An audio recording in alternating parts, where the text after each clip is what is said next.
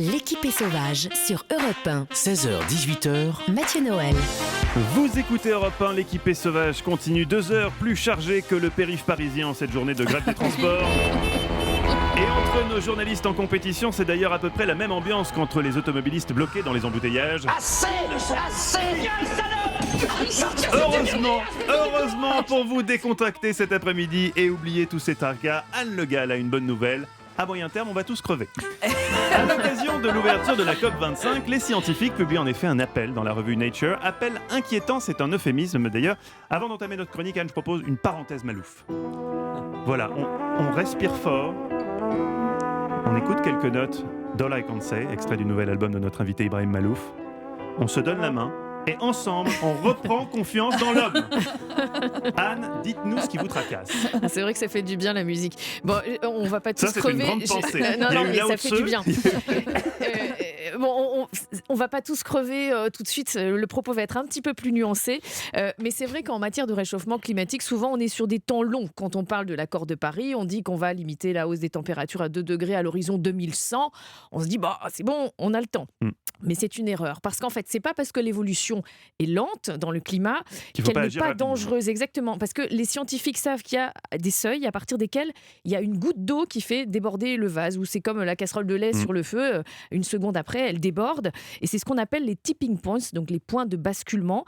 Une fois qu'on les a franchis, il est impossible de réparer les dégâts que l'homme a causés sur l'environnement. Mais alors, ça correspond à quel type de dégradation, par exemple ? Alors, par exemple, un des tipping points, c'est la forêt amazonienne. Si elle se transforme en savane à cause de la déforestation... ça, c'est quand même pas demain la veille. Enfin, je sais que c'est progressif, mais si on fait rien, on va y aller. Donc, la forêt amazonienne, c'est le poumon de la planète. Elle absorbe 15% du CO2 de l'atmosphère. Si on n'a plus ce poumon-là, il y aura donc 15% de CO2 en plus. Donc, on enchaîne un cycle de réchauffement. Donc, plus de CO2, c'est plus de réchauffement, etc.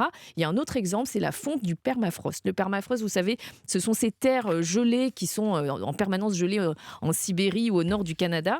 Ces sols renferment un gaz qui est 23 fois plus polluant que le CO2, c'est le méthane. Donc, si le sol dégèle, le gaz enfermé dans le sol va partir dans l'atmosphère.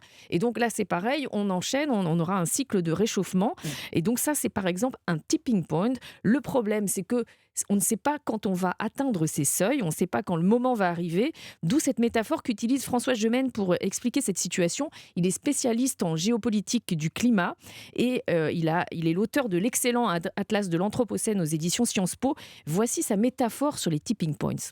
C'est un peu comme si on poussait un immense rocher sur le flanc d'une colline. En montant cette colline, on sait bien qu'à partir du moment où on arrivera au sommet de la colline, le rocher va dévaler l'autre pente sans qu'on puisse faire quoi que ce soit pour l'arrêter. Mais évidemment, comme le rocher nous obstrue la vue, on ne sait pas exactement à quel moment on va atteindre le sommet de la colline. Voilà, on ne sait pas, mais si on a choisi l'objectif de moins 2 degrés de réchauffement, c'est parce qu'on se dit en dessous de 2 degrés, normalement, il ne devrait rien se passer. On ne devrait pas atteindre ces seuils de dépassement. Ça, c'était ce qu'on disait au moment de la COP21 à Paris. Le problème, c'est qu'on en est un petit peu moins sûr aujourd'hui, d'où ces appels de scientifiques qui se disent là, on est peut-être à la limite de franchir ces points de basculement. Mais Anne, comment on fait pour rester optimiste ? Alors, c'est la question effectivement que j'ai posée à François Gemène et lui il est plus optimiste qu'il y a un an parce qu'il se dit il y a quand même une prise de conscience dans la population, notamment dans les jeunes générations, une prise de conscience citoyenne sur les enjeux climatiques. Mais attendez, les prises de conscience, si on a Donald Trump aux États-Unis, Bolsonaro au Brésil, on a beau prendre conscience, nous, à notre échelle, on va avoir du mal. C'est peut-être justement un tipping point social. C'est-à-dire que là, il se passe des choses du côté des citoyens. Peut-être que les citoyens ont un temps d'avance, et notamment les jeunes générations ont un temps d'avance sur le système politique et le système économique. Mais peut-être qu'à un moment, justement, il y aura ce basculement social qui fait que par les urnes, en fait, on pourra enchaîner toute une série de transformations qui pourront durablement impacter le climat.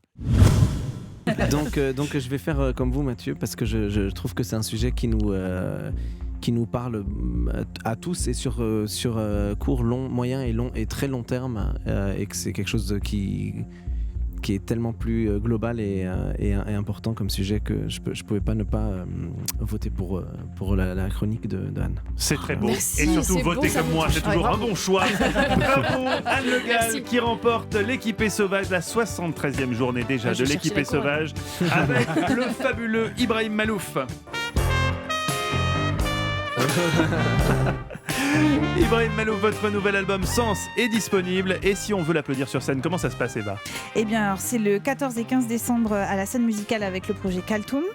Voilà. Elles sont complètes ces dates. Et elles sont C'est complètes. fini, Eva. Elles sont complètes. Mais oui, mais il y a peut-être un petit Mais trou de non, mais sourire. est-ce que je Mais pense que- pointez-vous quand même, il y aura peut-être Voilà, quelqu'un qui non. vend des places devant. Mais moi, je vais essayer quand même. Non, surtout la grande tournée, c'est à partir de 2020. Toutes les dates, elles sont à retrouver sur le site internet d'Europe1.fr avec une grande date au mois de novembre 2020 au Zénith de Paris. Le 4, ouais. Le 4. Merci beaucoup Ibrahim Malouf d'avoir joué le jeu pendant ces 2 heures avec Merci nous. de m'inviter.